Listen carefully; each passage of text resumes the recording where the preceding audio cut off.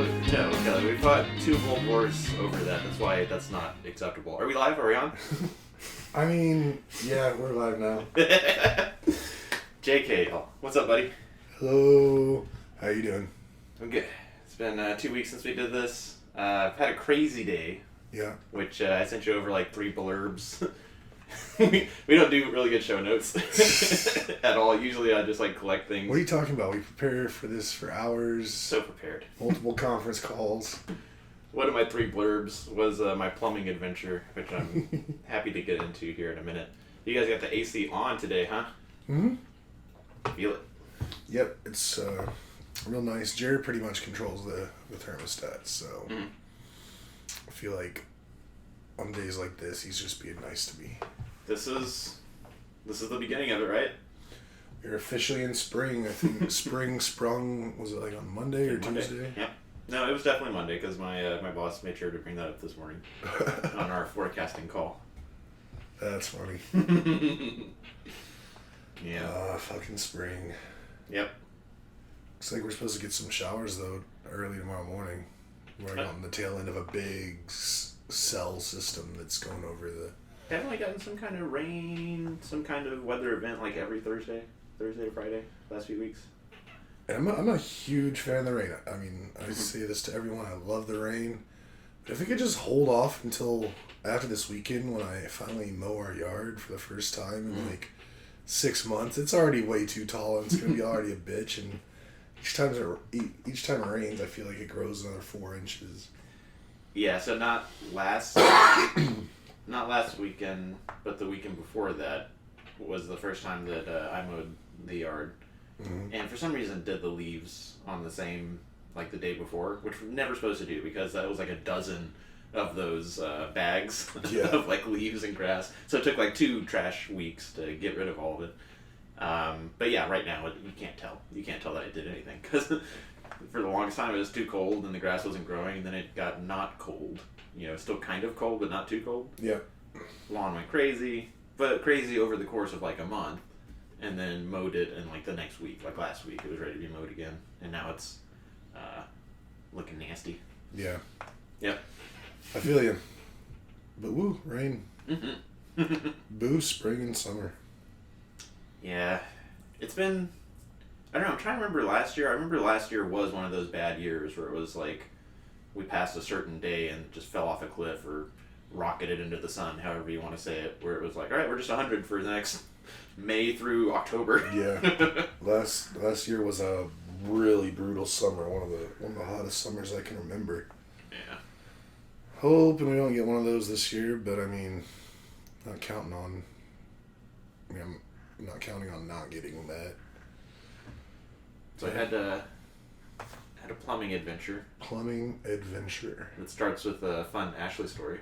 Oh, yeah? You ready for that, or do you want to share anything about your week or anything? Do tell. Yeah, so Ashley and feats of strength. For those that don't know Ashley, I think pretty much everybody that would be listening to this knows Ashley. Yeah. Knows she is a personal trainer. She's been into fitness for a long, long time. Inspirational to me in that aspect and field. And sometimes doesn't know her own strength. One example of that was a while ago. I went out of town, so I didn't have time to get groceries, and on Sunday we worked out, did a bunch of stuff, threw the football, and she was just hungry, right? And she was like, man, I want chips, I want salty carbs, but I know that we're out. And I just happened to find a bag of chips in the pantry that are her chips. And super excited, bit of a pump. In that excitement, she's looking me in the eyes when she takes this potato chip bag and just tears it open in the middle of the kitchen, like side to side, just ripped 85% of the chips all over the floor. And because she was excited and trying to be silly, she was looking at me in the face with these big eyes when she did it. And that's going to be in my head for a while. That was hysterically funny because she was really only trying to like opening in the bag. But just from all the excitement, just chips everywhere. Similar but different, I get a text message in the middle of the day. Ash was taking her shower, And she's like, come down here. And come down there and not sure what to expect or what I'm going to see. She's holding the valve, the controller, the knob for her shower in her hand. And she had ripped it off the wall trying to start the shower. And I was like, okay, that's cool. Probably not a big deal. And it was a big deal. There's the plumbing, and then when it's time for the plumbing to come to you, hits a valve. And, from the valve you can attach whatever sort of accessories. There's a word for it. But she had ripped it off in such a way that it didn't just become disassembled. She had ripped the stem out of the valve. The stem was still very much in the valve in her hand. So had plumbers over, called plumbers immediately because her not having a shower is an unsustainable situation. The shower I use is our upstairs shower that's across from the guest room and adjacent or catty corner, the office. And that's a great setup because I pop out of the bed in the morning, don't wake her up. Sometimes I do, but you're not trying to. Right. Up the stairs, and then I've got my own shower, toilet, hangout space area where I can't wake her up. But now she's having to go upstairs, use my shower, which nobody wants. Nobody wants that guy. I mean, I've seen that bathroom. I can understand why she would not want to use it. The upstairs is very much a reflection of me, and I'm not as tidy as she is. So I'm not hating on you at all. I know her and I've seen it. I've used that restroom. Mm-hmm. I'm fine with it. I know I can see how she might not be. So that was also this last weekend, and they weren't able to get in until today. So it was a Saturday or Sunday a Saturday to, maybe it was Friday even, but sometime last week to this morning issue. And you know how plumbers are, they're like, yeah, we'll be there between 8 and 12. Yeah. So we're like, we got to do all the stuff that we got to do before the water turns off. So Ashley is not ever trying to wake up early like you and me. She got off to an early start. That's why she was up early today. Yeah. Because when we were the Wordle. Texting our Wordles, she was already piping in, and it was not even 7 yet. Right. Yeah, anytime I send it, it's because she's already sent me a good morning, or I hear her making noises downstairs. Then I'll be like, all right. Right. Now, I wait to bring anything up until either you say something or it's at least 9:30, 10 a.m. Mm-hmm. Just out of respect. So the joke, the plot twist in all of this, the upstairs bathroom, the overflow for the bathtub doesn't go anywhere, which I understand is not uncommon. Just kind of a jerk thing for the last homeowners to not deal with before they sold it to us, but I understand it happens a lot. Mm-hmm. They take care of her shower. She's good to go. Happy, happy, joy, joy. They go to take the overflow, what do you want to call it, a shield? The thing that's in your bathtub that has the hole for the water to go into? Mm-hmm. In the process of removing that, the whole pipe for the drain itself, that's somehow connected to that, just falls into the wall. So now if I turn on the shower or the bathtub, the water drains onto the ceiling of the second floor. It's damn. Doesn't have a pipe to drain into. Yeah. So they're like, sorry about that. They can't come until next week. What? So now we've got, instead of her having no shower and coming upstairs, now I have no shower. Which is not as big a deal, but it is funny. It's a classic people living together thing of... But hers is working now, though, right? Hers is working perfectly. Okay. Yeah. That's the most important thing. It is the most important thing. You got a hose outside for you. Indeed. And other combinations of that joke, yes. So that was my plumbing adventure. Since they said they were coming between 8 and 12, and I wake up so early. I started looking out the window at like 7:30, Mm-hmm. and there was a truck that said PMP Plumbing, and our folks are plumb and order. I mean, love plumb and order. There was a snafu, but this is the third time they've been to our place. The first two times right after we moved in. Wonderful people, great service. But I had thought that maybe like plumb and order like subcontracted to some independent contractor called PMP Plumbing, and text actually like they're out there, and then they sent us both a text at like 8:30, 8:45, like, hey, they're gonna get there at 9. I was like, what? They're right out there right now. Turns out it was actually 3 different plumbers working on a house 2 down from us where their drain had to be dug up. And we see that, that's like the third time we've seen that in our neighborhood, where it was something that different plumbers, less cool, less adequate plumbers, had come and said they would have to do to our house too, when really all we needed was an augering or a roto-rooter type thing. Mm-hmm.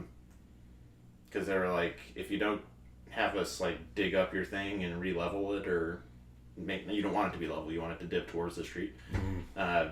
If you don't have us come and do that, we're going to be out here like every 3 or 6 months. We're like, okay, do the the augering, the rooter, or whatever, and we will see if that happens in 6 months. Hasn't fucking happened. So I don't know if our neighbors Just got scammed.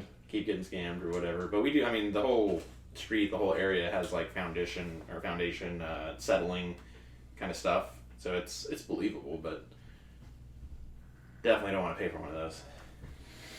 Sounds expensive. Yeah. Yeah. Plumbing is a bitch. Glad we haven't had a plumbing issue in a little while now.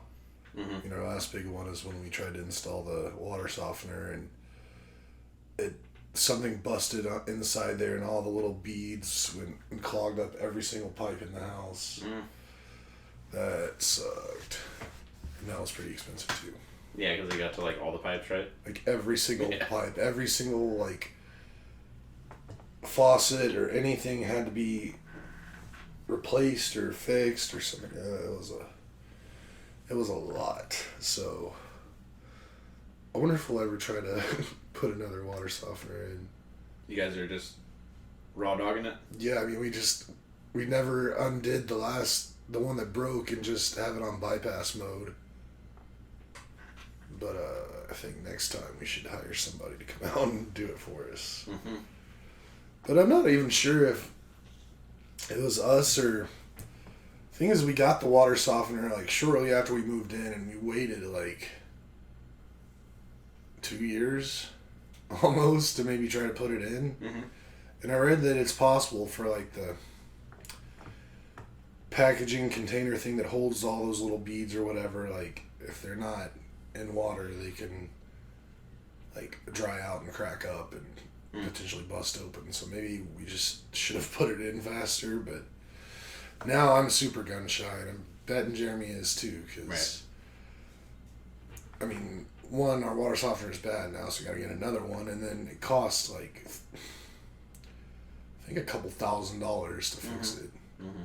So yeah, it's supposed to be like a big upfront cost, and then like we spend whatever a bag of salt costs. We use like 2 bags, 1 bag a month. mm-hmm. You get them at like 6 or 10 at a time and just run through them. We have numerous bags down there ready to be used once we have a working one. Yeah, we've never had an issue, knock on wood, with our water softening.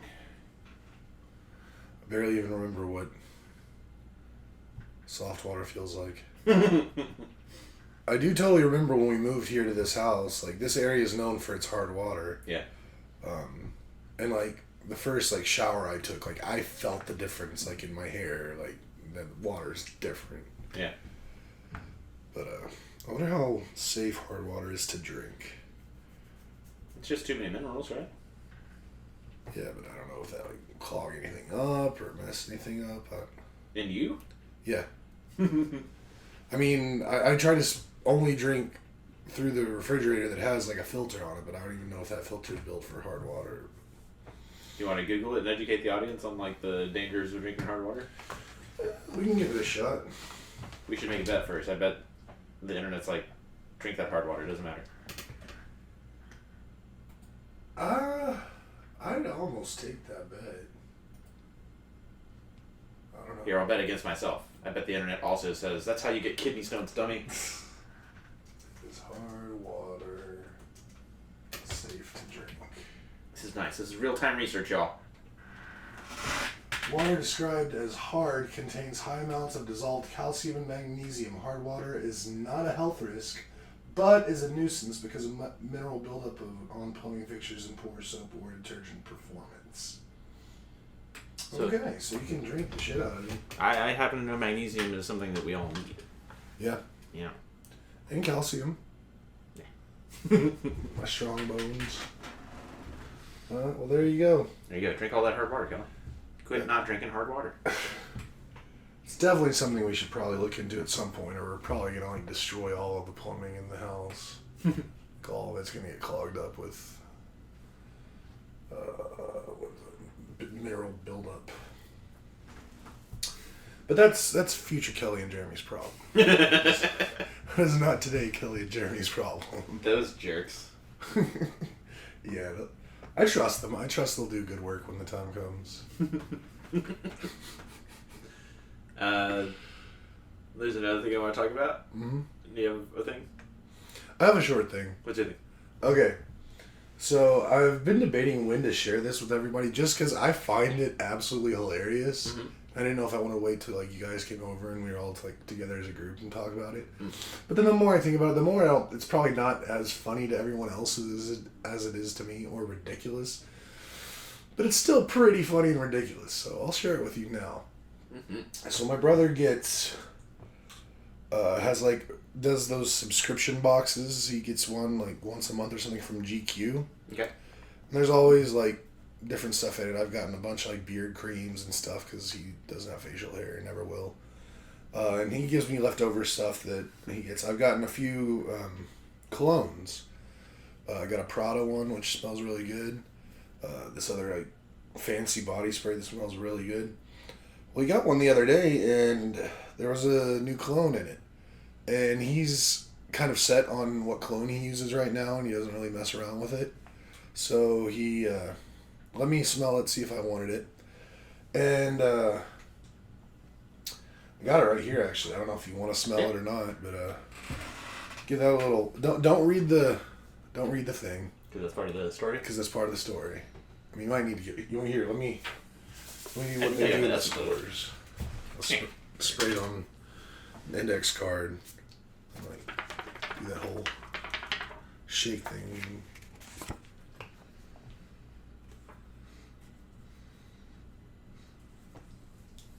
It smells very... Or do you want... What does it smell like to you? Yeah, I mean, it smells very antiseptic. It smells very clean, very... sterile, like that. Yeah, I mean, I think it smells good. Yeah. Like, I mean, if you had too much on, pretty much with every cologne, it's gonna be bad. I think it would be hard to put too much of that on. I Yeah. think it's pretty neutral and definitely is not. It's like here's a bunch of orange, here's a bunch of sandalwood. It's like this person is clean. To me, that's what I get. All right, so I smelled it. I was like, cool, I'll take this. And then I picked up the box and actually like read what it had to say on there. Mm-hmm. And I think the company that makes this is Maison Margiela from Paris. I don't know. But apparently this is a replica scent. And I'll read what it says here. Reproduction of familiar scents and moments of varying locations and periods. So there's a moment and location and period that this is related to. And I mean, good on these marketing people, but originally this is supposed to smell like When the Rain Stops in Dublin, Ireland in 1967. I mean, who thinks of that shit? Like, how? Like, I mean, one, could there even be someone alive right now that works there that was old enough in 1967 in Dublin to be like, yep, that's it. That's what it smells like. Mm-hmm. That was exactly what it smelled like on April, or whatever today is, March 23rd, 1967. Because it's not good enough to have been born.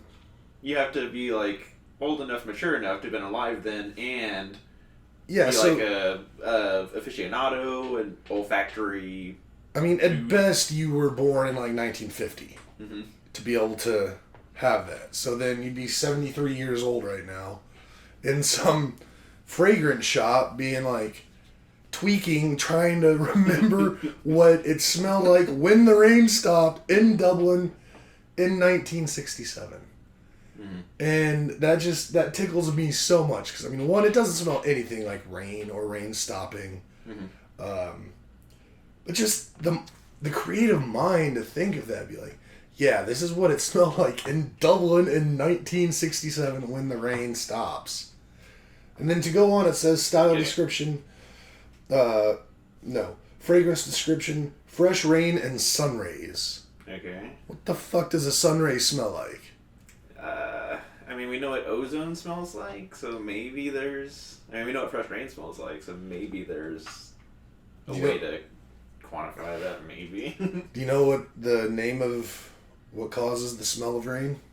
What causes it? Isn't it like some sort of bacteria? I don't think it's a bacteria, but it's a chemical. It's like a natural thing, though? Yeah, it's called petrichor. Okay. And I read up on it recently, but I've known about this for years. It's one of my, like, kind of special facts. You know? But, yeah. So, I mean, hearing it chopped up into 3 pieces like that, I'm of 2 minds of it. Either they take it very seriously, and they're like, every scent of this run or this part of our scent lineup will be built in 3 parts where we can turn the lever up and down on geography of Dublin versus Paris versus wherever, year and time, and then of like an experience. But what I think is more likely, which kind of dovetails into the other thing that I wanted to talk about, is genuinely who comes up with this. I think we both know. It's Chatgpt. I mean, now that you say that. Because I was primed, because I knew I wanted to talk about that next. When you started talking about it, I was like, this is Chatgpt. I don't know. I feel like Chatgpt is too new for that to have affected this, but maybe they had like some test version or something. I don't see any dates on here. It also kind of sounds like Mad Libs, right? Of here's 3 blank spaces. Go nuts. I'm trying to look at some. Looking at Dublin, 1967. The streets look a little wet. It just always rained back then. But apparently it rains a lot in Ireland, so that's not uncommon. The first thing I thought of with the 60s was like the lack of regulation. And how forever people talked about like all the wood fire stoves and like Rome and London just like made clouds and smoot everywhere. And it got better, but not like as good as it is now back in the 60s. The one thing I love about this cologne though is you cannot prove that is not what it smelled like after the rain in Dublin in 1967. Yeah, because similarly, go find that 73-year-old, shake him until he gives you an answer. So yeah, I'm gonna save most of this and I'm gonna take it with me whenever I travel to Ireland, and I'm gonna find an old person and I'm gonna have them either confirm or deny that's what it smelled like. But so yeah, that story's to be continued. I think Ash would like it. I mean, I think it's hilarious. Like, I thought it was the most ridiculous thing ever. My brother didn't even read the box, so, like, after I read it, like, I just lost my shit, and then I told him, and he's like, what the fuck? So I want to tell the whole world about it, which is what I'm doing right now. Yes, you are. Telling the whole world, giving everybody the option to hear about my cologne from... It's a replica. The smell after rain in Dublin, Ireland, 1967. Who's perfume did you say it was? Uh, The reason I'm asking is because you said a French name in there too. Maison Margiela. Didn't you take French? Yep. I mean, that means House Margiela. So, I mean, that's the English translation of that. I don't know how that helps me. Well, it says Maison Margiela Perfumes, Luxury Products, LLC, New York, New York. Well, that, I'm sure they have to have a... Isn't it more like Maison? Yeah. I mean, Maison. What did I say? Maison? Did I say Maison? You made it sound all like country. Nah. I want to hear you put that French twang on it. Maison Margiela. Yeah. My voice is also a little messed up too. I don't know if you can hear it, but it's been like this for like a week and a half, almost 2 weeks. I don't really know what's going on. You got allergies? I don't know. It doesn't hurt or anything. It just... It's a little weird. Patient zero for some new thing? Pretty cool. Pretty cool. I mean, with all the shit that keeps coming up, well, I don't want it to be a fungus. I don't want to get that fungus thing that's going around now. You heard about that? No, are you joking? No.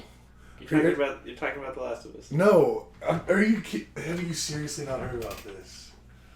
It can't be the case that like HBO makes a show about deadly fungus and then a deadly fungus happens, because then that like proves too many people right when it comes to A deadly fungal infection that is hard to treat is spreading rapidly at an alarming rate, says the CDC and prevention.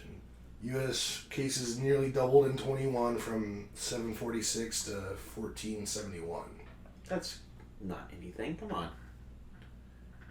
I mean, it's probably not cordyceps, because reporting. that'd be too on the nose, right? Yeah, no, it's not. And apparently, the more I read into it, it was like, it's really not that bad. It's kind of like COVID. It's only bad if you have like a really weak immune system. Mm. But still, I mean, look, and what is this? NBC News. It's right there. This was, what, 2 days ago? I don't want no fungus. Yeah, no, I don't want that. Give me bacterial or viral. Nah, I don't really want viral either.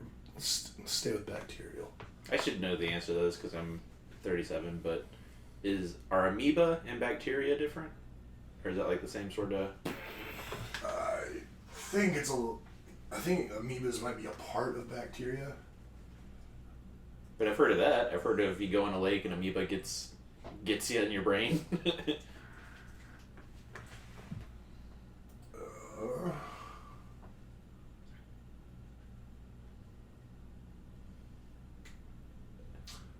Amoeba, a maybe? I think it's one thing I saw that's like maybe parasite. Amoebas may seem similar to bacteria. Both are groups of single-cell microbes, but amoebas have a key difference. They are Eukaryotes. eukaryotes. Good God. Which that's a fun word, eukaryotes. I could be scared of that word. Yeah. HBO, pay me. I'm gonna have Chatgpt write a whole series about it right now. Yeah, so Chatgpt. Uh-huh. I still haven't toyed around with it on my own, but I'm seeing more and more examples of the end result of Chatgpt interactions. And I guess this makes sense because it's like mainstream, but it is more impressive than I had presumed it would be. Yeah. Today I was actually, for work-related reasons, well, I say work-related reasons, but I mean kind of, I was looking through the ChatGPT subreddit, just looking for ideas of what to do with it. And one thing I saw was having it draw ASCII art of things. No way. So this is the first thing that I found that it sucks balls at. Okay. So watch, I'm gonna do this one. Draw a portrait of George Washington using ASCII art. Sure, here you go. And it does it in real time. I can't believe there's not a loading window. Why is it in 3 parts like that? I don't know, but that's what it thinks George Washington looks like. Okay. So this makes me feel like we're not quite there yet. Like, Well, that's a tough ask, like, generally. I mean, even still, like, the first thing I asked it was to draw a picture of an airplane, because you know how I feel about airplanes. ASCII art. And It's like, okay. And that's clearly a dog with floppy ears, or floppy ears on top of a water bottle. Not a plane. I mean, it kind of almost looks like an old, like, 80s video game, like, you're, like, flying into a runway, maybe, and there's, like, a mountain in the background. Mm-hmm. But let's see if it does it here. I don't know if it'll do this again, because, I mean, it does its own thing every single time you ask it. But I was messing with the George Washington thing, and I told it, draw the most realistic and complex portrait of George Washington using ASCII art. I can't believe it's letting you draw a period. Because it's supposed to be like a chatbot, right? You can possibly draw using ASCII art. And when I put this in earlier, it gave me a pretty spooky drawing. Mm-hmm. And thinking about it. Let's see what it gives us here. I'm not gonna.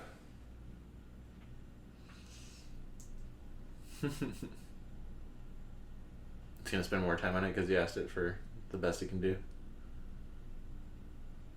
Yeah, so we can talk a little while this is doing it, unless you just want to real time watch it play out. This is the best radio. I think it's cool that it's doing it in real time in front of us because I had expected to see like a spinning wheel, right? My understanding of Chatgpt was more, you can give it a prompt and it'll write a poem in the style of so-and-so or do things that are kind of like rote tasks but with a bit of a spin on it. So there's a couple things that kind of blew my mind. One is that you can ask it to code. Mm-hmm. Like, hey, I need a logon page. Write me that in whatever code makes sense for that use case. That's such a huge deal. Oh, it's doing a dragon. It's doing like a Charmander thing. It definitely looks like a dragon. And now it's saying email protected. So, I mean, I'm not shocked that it's struggling here. I mean, there are AI art applications that people can go to and you can ask this and get something reasonable. But yeah, I get how it's spooky to ask for George Washington and it draws you a dragon. Well, what it gave me the first time was a straight up human skull. That's very spooky. So I was like, okay, maybe it's realistic. George Washington, if you draw him how he looks right now, probably just be a skull. I think it is well beyond the Turing test and well beyond that simple definition of what is porn. I know it when I see it. Like, what is sentience? Like, or what is a real person? We might be at like 51% of people who would think that they were talking to a real person when they're actually talking to ChatGPT. Like, that's how far along it is, which is mind-blowing, and I get why it's scary for folks that are our age and older. Because we grew up with Terminator. We grew up with, like, under no circumstance should you allow... The Matrix. You should not allow people to not know if they're talking to people or computers, And we're definitely there now not for everybody, but... It's going to get there. I think it's past 51% because... like, depending on the task, it's not just that, like, there's so many people that are so dumb. It's like most of us are only having, like, real engaging, meaningful conversations with a few people. Most of the time, we're doing, like, customer service conversations. We're doing, hey, can I get such and such at the drive-through? And ChatGPT would definitely give you the responses you would expect at a drive-through. So I'm impressed by it. I don't know if I should be worried about it. Like, I definitely have those ominous feelings, but I definitely know that comes from my background. Or not like my military background or anything like that, but like just growing up when we grew up. Right. Yeah. Yeah, I mean, I kind of see this as like the real beginning of the end. Mm-hmm. I don't see us. I mean, there's already so many things in the world I don't see us coming back from already. This is just like, I think it's really just going to push us over the edge. Because it's, I mean, this is new. Like, this has not been around for that long, and it's already here. Mm-hmm. Like, 5-10 years from now, what is it? How far is it going to go? And I mean, when they start joining together all the other like technologies, like right.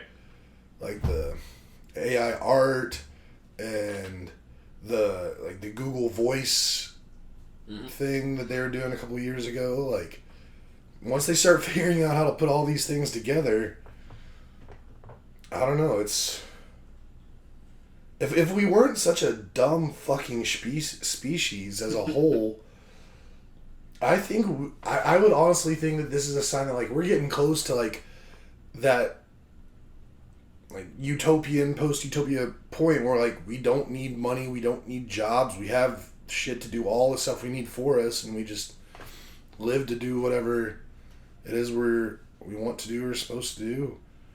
But we'll never make it that far. This is gonna control us, and I mean, and this guy, it was funny, I went on this just long thinking about all this the other day, about ChatGPT and where it's leading and stuff.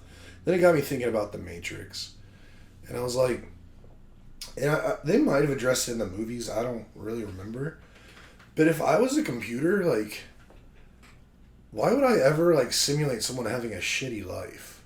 Because there's plenty of people in the Matrix that were not having a good time.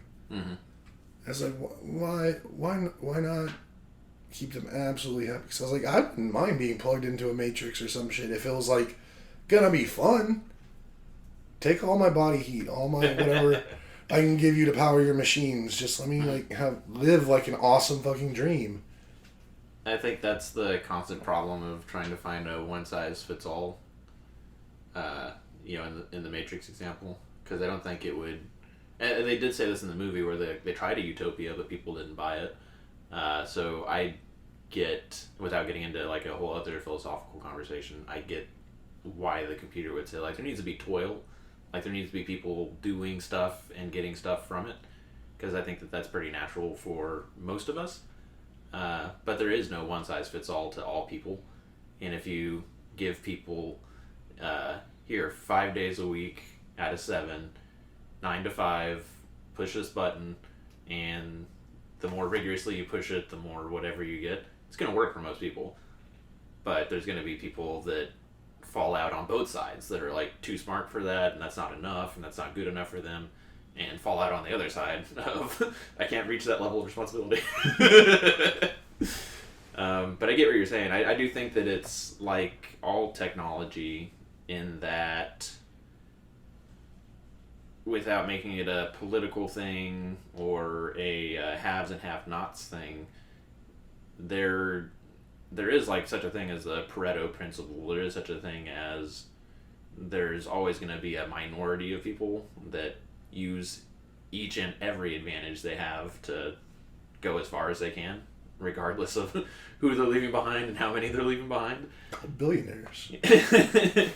And this is just like another tool that's going to increase that, what do you want to call it, the gradient or the steepness of the pyramid, the hierarchy. Because, again, it's not that people...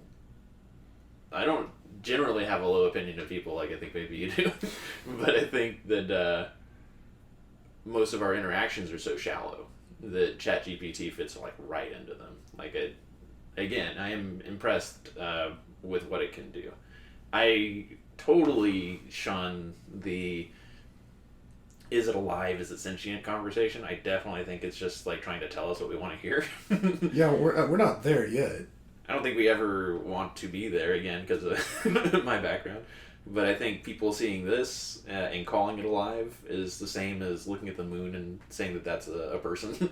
It's just like we're constantly always trying to anthropomorphize everything. Mm-hmm. And yeah, it's telling you cool and interesting stuff because you're asking it cool and interesting questions. Like you're just seeing what you want to see. And that's another thing out of all humans. Like there's smart humans that fall for that all the time. Of somebody told me what I want to hear, so that must be true. Like we it's on us, the audience, to know that that's like a classic failing in people. Is that you hear what you want to hear, need to hear, like maybe for like desperate reasons, like that's what you want to hear. Like it's not always for selfish reasons. Like sometimes it's very sad that that is what's going on, but that is very, very classic human behavior that you're going to see what you want to see, and then once you get any sort of confirmation, like everything becomes confirmation. All of that to say, Chatgpt is not alive, guys. Shut up. I mean, it's definitely not alive yet. It's never going to be alive. We'll see. I mean, the thing is, we can control it. We can put the guardrails in place to keep it from ever becoming sentient. Mm-hmm. But someone's going to do it. Like, out of the entire population of the world, like, someone is going to fuck around and find out. You can keep redefining sentience, but I think all you're doing is creating like a better computer virus. I don't think you're making life in a computer, ever. I mean, not biological life. Then I guess you've got to start defining what is life. Mm-hmm. Yeah, I'm not worried about it just yet, because, I mean, this Chatgpt, all of its information, where it pulls everything from, is like a snapshot of the internet 2 years ago. Mm-hmm. So it's not up to date. You can't ask it questions about current events like in the last 2 years. So that lets me feel like, okay, it's not alive. It's not that smart. Yeah, but here in another 2 years, like people are going to start asking it questions about itself. Yeah. It's going to get more and more complex. I mean, to the point where for instead of 51% of people, like 98% of people, you might as well be talking to another person. Mm-hmm. But I think we gotta decide that at no point, it's always software. That at no point is it alive. Is it conscious? Is it... Because then we're gonna... We've already got this thing with PETA. We've already got this thing of, like, animals are people. Like, no. Animals are animals. So we've already got all this, like, everything is everything. Like, conflate everything so you can say anything. Of, like, children are people. Yes. Children are adults. No, children are children. Like, there's some bright children, but leave them as children. Yeah. Same thing with, like, software. It's software. It's a tool. Don't make your hammer, like, a living thing. Or don't treat your hammer as a living thing. I mean, I agree, but someone's going to do it. I mean, it's just a matter What of are they time. going to do? What are they going to do where you're going to say it's alive or sentient or conscious? I mean, when it starts making decisions on its own and acting on those decisions. How are you not going to say that's just what it's programmed to do? I guess whenever... Well, no, because that's still that's machine learning. I don't know. Whenever it tells me they can feel pain. You should just tell yourself that's what it's programmed to do. That it's still just a tool. I mean, yeah, but then you kind of sound like one of those people that's like, oh, I'll never hunt, but I'll fish all the time because fish can't feel pain. Turns out they feel a lot of pain. Mm-hmm. So it's like... That guy's just wrong. Fish feel pain. That doesn't change the fact that the software is still just software. What if the software gets the ability to feel pain? Then it is programmed to feel pain. Then you did something very rude in making... I mean, we're biologically programmed to feel pain. Mm-hmm. So what's the difference from the biological to the technical? Or not technical, but non-biological. Artificial. At first, I want to say because, like, our pain is real, but ostensibly, in your example, it's real to the AI, right? Right, I mean, that's what I'm saying. That's what I am saying, and that we are going to make these things more and more human for reasons good and bad, but we just need to decide that it is always software. I mean, it is until it turns on us. And it starts sending, what is it, Boston Dynamic robots after us. We've already got computer viruses that turn on us that we designed to hurt bad guys that got into our network and hurt us. Yeah, but that's like child's play versus like that's a computer virus versus like having like